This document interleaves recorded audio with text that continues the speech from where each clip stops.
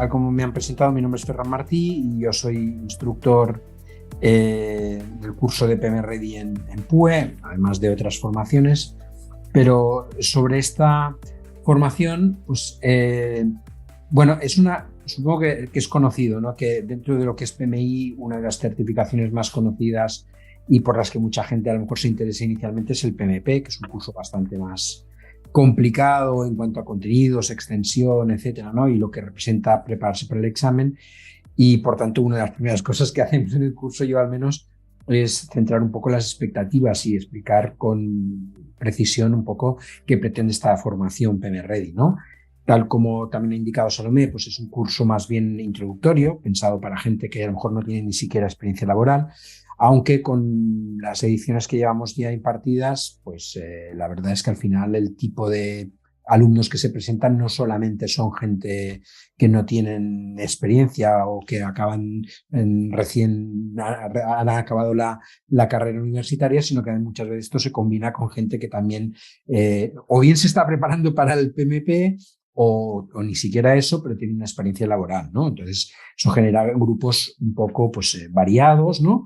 Y a partir de lo que os voy a explicar ahora, porque nosotros lo que hacemos es proponer también un enfoque práctico de este curso, pues justamente según cómo lo miremos, la diferente procedencia de los alumnos también enriquece el curso, porque de alguna manera favorece, a través de las prácticas que os voy a explicar, pues el compartir, ¿no?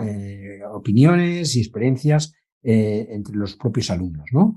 Luego, simplemente, pues esto, ¿no? Que deje quedar claro que el curso es un curso que proporciona conceptos básicos, ¿no? Basado en las mejores prácticas propuestas por PMBOK, ¿no? Pero desde el primer momento, tal como indica aquí el segundo punto, la intención no era solamente dedicarnos a explicar puramente los conceptos que a lo mejor también aparecen en el examen, sino que además todo esto tuviera un cierto carácter práctico, ¿no? O sea, ver mediante ejemplos de qué manera esto se puede llevar a la práctica, ¿no? Para que al final del curso, hombre, no vamos a tener expertos, pero sí como mínimo disponer de lo que yo llamo cajas de herramientas, ¿no? Que se han puesto a disposición de los alumnos para que cuando se tengan que enfrentar a un proyecto real, pues tengan, ¿no? Además de un conocimiento teórico, pues la posibilidad de utilizar, ¿no? Una serie de herramientas. Para ello, como pone aquí, ¿no? Pues en el tercer punto proponemos un conjunto de prácticas, que ahora les explicaré un poco la dinámica, ¿sí? Y tal como lo hemos planteado hasta ahora, siempre ha sido a través de un proyecto que se va elaborando a lo largo del curso. O sea, podríamos enfocarlo de otra manera y que las prácticas estuvieran basadas en escenarios distintos, ¿no? Pero nos pareció interesante pues, que todo esto fuera un reflejo de un proyecto real y, por tanto, desde la primera sesión se plantea un escenario en el que progresivamente se van planteando prácticas intercaladas conforme se van explicando los conceptos teóricos, ¿no? Eh, Sigo adelante, un momento, a ver, exacto, ¿vale? Entonces, ¿cómo ha ido hasta ahora? ¿Qué es lo que hemos hecho y lo que estamos haciendo habitualmente, ¿no? Pues tenemos en principio alrededor de entre 20 y 30 alumnos por curso, ¿de acuerdo? Y entonces lo que hacemos es, pues por ejemplo, empezar la sesión, explicar alguno de los conceptos que propone PM Ready y a partir de la explicación teórica dividimos a través de una herramienta como Zoom, dividimos los alumnos en 5 salas, más o menos, entre 4 y 6 alumnos por sala y les asignamos un enunciado, ¿no? En el que poder poner en práctica pues, lo que se ha explicado. Ahora enseguida os enseñaré algunos ejemplos de plantillas que se les propone, pero por ejemplo, pues, centrándonos en un ejemplo, si hemos explicado la parte de gestión de riesgos, pues se ha detallado, ¿no? Cuál es el conjunto de actividades principales que hay que llevar a cabo para hacer una gestión de riesgos, qué tipos de riesgos hay, cómo se clasifican, basados en impacto, urgencia, en impacto y en probabilidad, etcétera, ¿no? Y una vez toda esta exposición teórica que nos ha llevado pues los minutos que sean, 20, media hora, etcétera, pues ya se les sugiere, pues mira, os vamos a dar un registro de riesgos y sobre la base de un proyecto, que ahora también os explico, pues poneros en una situación X, ¿no? la escuela pues tiene determinados problemas. O pensad en cuáles serían los riesgos, ¿no?, asociados y cómo se iría rellenando ese registro a lo largo de todo el proyecto, ¿no? Entonces, eso se les deja pues, un rato, un poco proporcional también a la dificultad de la práctica, 10-15 minutos. Cada grupo pone por separado, ¿no?, pues elabora la práctica y al acabar pues se pone, se hacen pequeñas presentaciones, ¿no?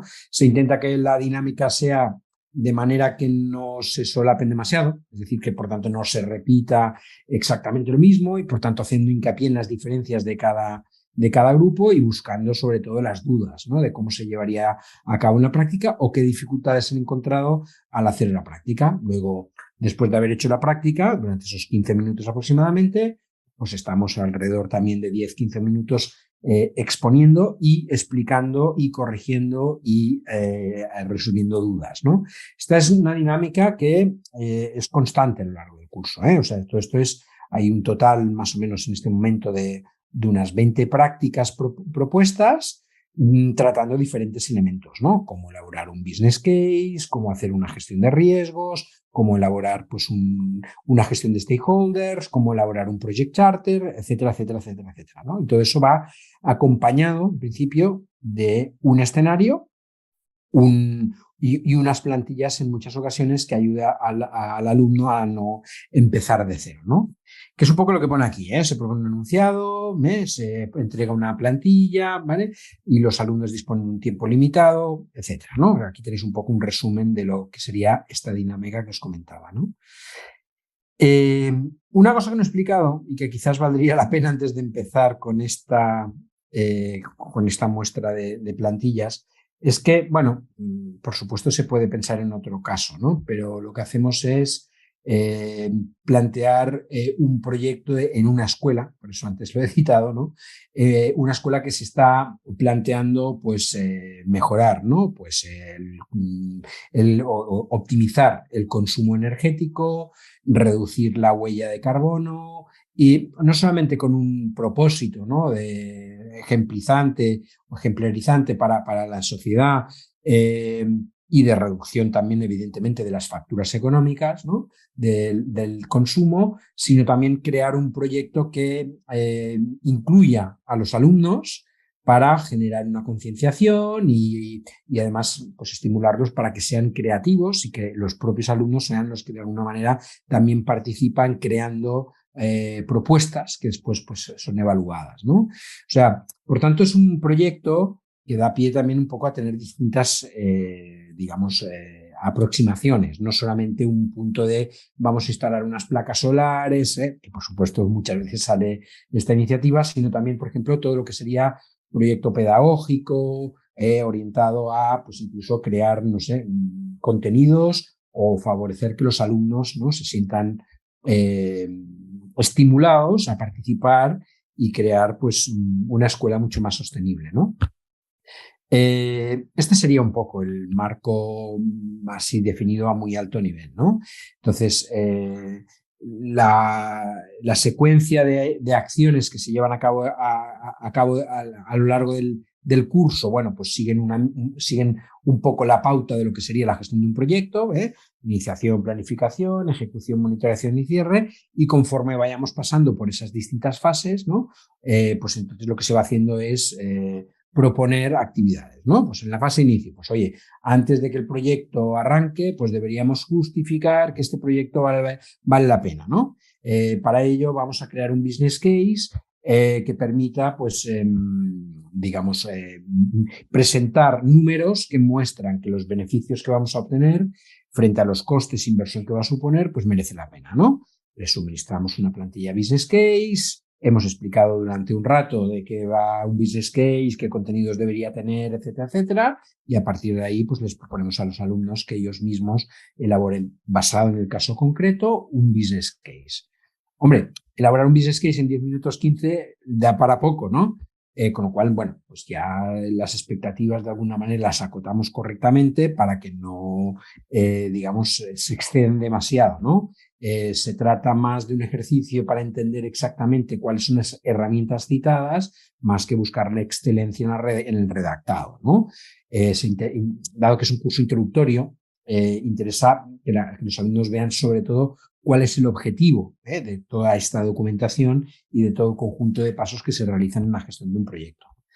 Eh, eh, Aquí lo que estáis viendo es, por ejemplo, uno de los casos que se proponen, ¿no? Hay un momento en que en el curso se habla de la gestión de riesgos y, por ejemplo, pues aquí lo que tenemos, como veis, es una plantilla en la que, bueno, pues hay como una serie de pasos principales, ¿no? En los que se propone cómo identificar riesgos. Eso significa que previamente, por tanto, ha habido una explicación, ¿no? Identificación. En este caso, por ejemplo, citamos el modelo PESEL, pero bueno, podría haber muchos otros modelos, ¿no? De cómo clasificar o categorizar los riesgos, ¿no? A partir de ahí, una descripción, una evaluación del riesgo basada en impacto y probabilidad.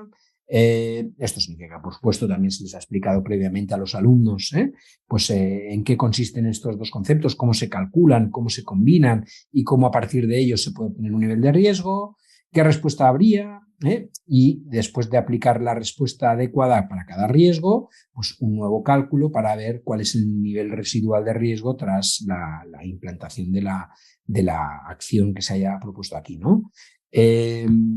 Inicialmente este documento va vacío. Yo a lo mejor puedo haber puesto como ejemplo, ¿no? Alguna situación particular para que vean de manera ilustrada cómo se vería todo esto, pero después yo les doy esta plantilla en blanco, los asigno a una sala y durante X tiempo pues están ahí, digamos, de alguna manera proponiendo riesgos, identificando riesgos y haciendo el ejercicio en parte teórico, porque claro, el saber si una respuesta a un riesgo ha tenido o no el efecto real de reducir un impacto, una probabilidad, pues ahí hay que tener una cierta inventiva, ¿no? Todas estas reglas más o menos las explicamos para que se vea un poco la dinámica de cómo sería esta gestión del riesgo a lo largo del proyecto, ¿no? De una manera similar, yo os voy a mostrar aquí algunas de las prácticas que se sugieren, ¿no?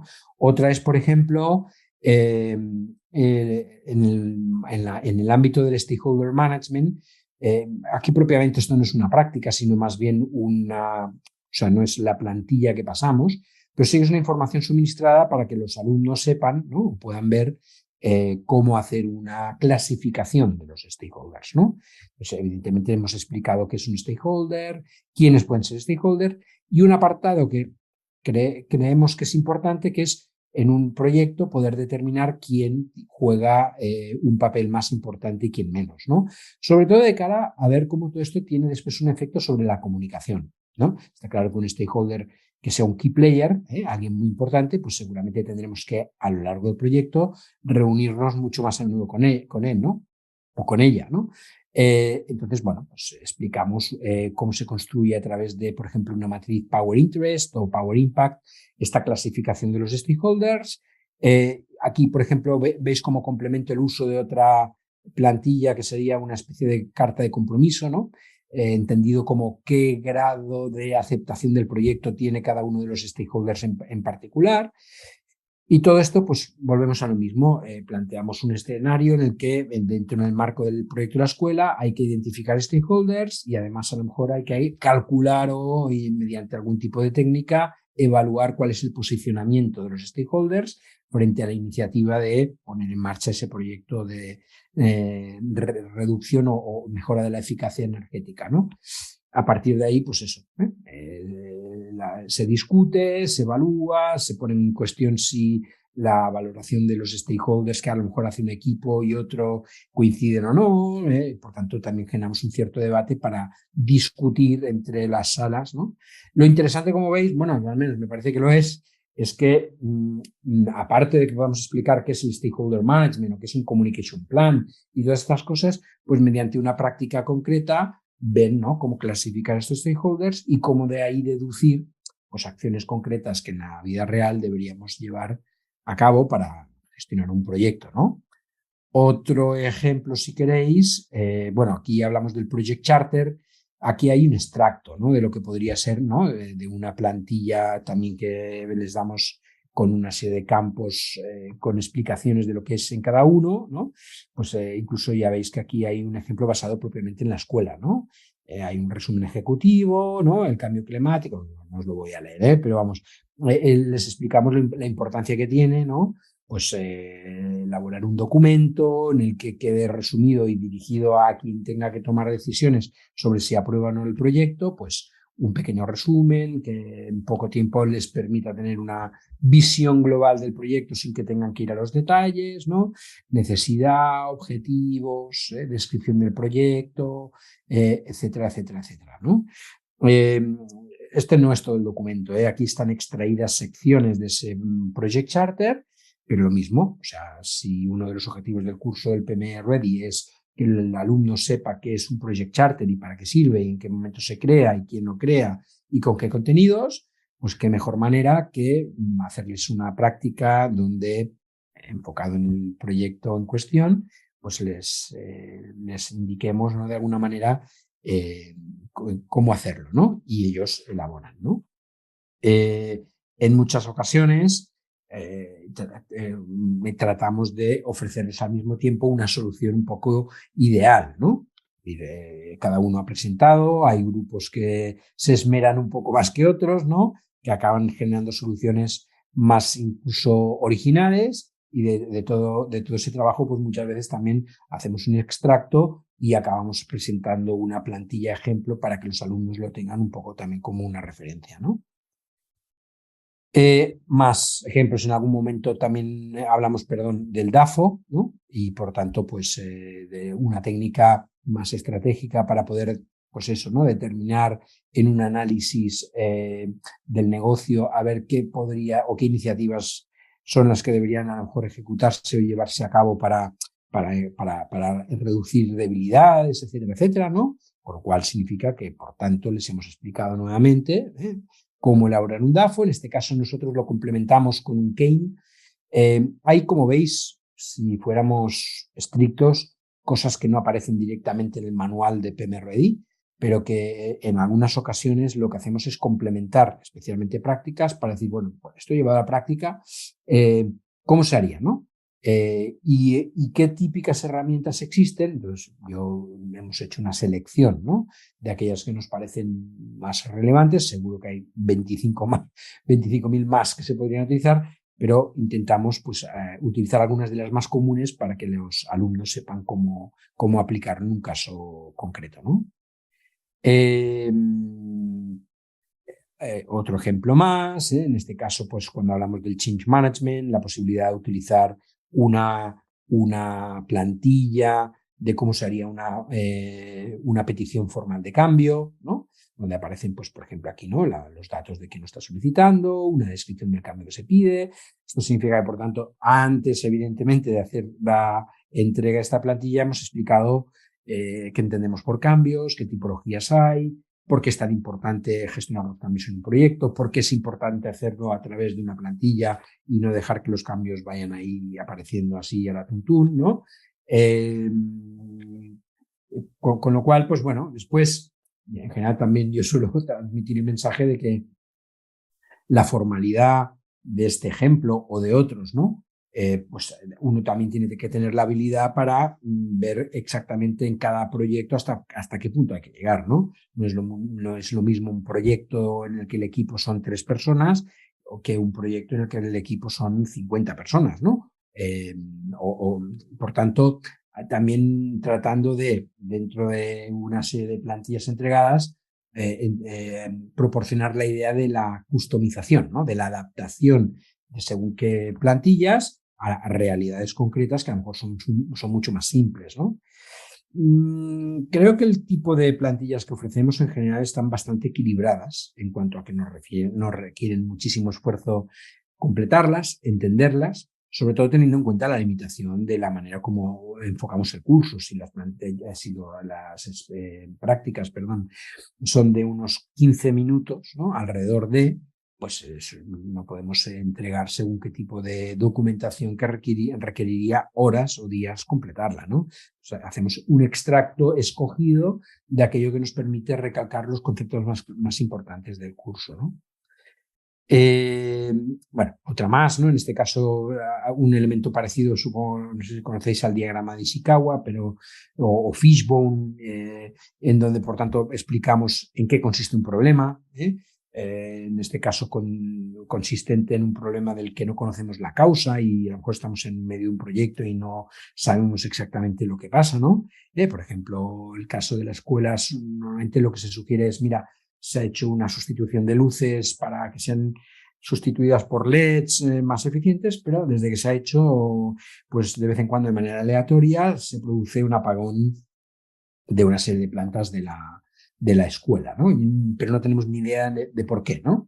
Y entonces a partir de este escenario que planteo o similares, y con la ayuda de haber explicado en qué consiste un diagrama de Ishikawa y cómo se podría llevar a cabo en la vida real, pues les proponemos que ellos mismos creen mínimamente un Ishikawa y para incluso cada causa que se les ocurra que pueda ser la explicación, pues también sugerir, por ejemplo, alguna pequeña prueba que permita comprobar si la causa es o no es la que ellos están sugiriendo, por ejemplo, ¿no? Yo no sé cómo voy de tiempo, ¿eh? No sé si he ido muy rápido o no, pero en principio... No, tranquilo, Ferran. Si quieres aportar algo más, tienes unos minutos. Si ya lo tienes todo, ningún problema. Seguimos con lo restante de la presentación. Yo un poco por cerrar, ¿no? Simplemente, pues eso, comentar que aquí había una pequeña muestra de 4 o 5 prácticas. Ya os digo que en el curso que tenemos montado actualmente hay intercaladas 20 prácticas. Intentamos que en cada sesión los alumnos hagan como mínimo una. A ver, hay días que a lo mejor llegan a hacer hasta 2. Y además yo creo, sobre todo por el formato de horarios en el que presentamos estos cursos, que muchas veces es en horarios extralaborales, pues intentamos que la dinámica del curso sea lo más participativa posible, ¿no? Intentamos evitar que sea un curso puramente teórico para aprobar un examen. Por supuesto, evidentemente también, no lo he dicho, pero de vez en cuando pues hacemos accesos a portales con las herramientas que se han citado para que los alumnos vean el tipo de preguntas que pueden aparecer en el examen.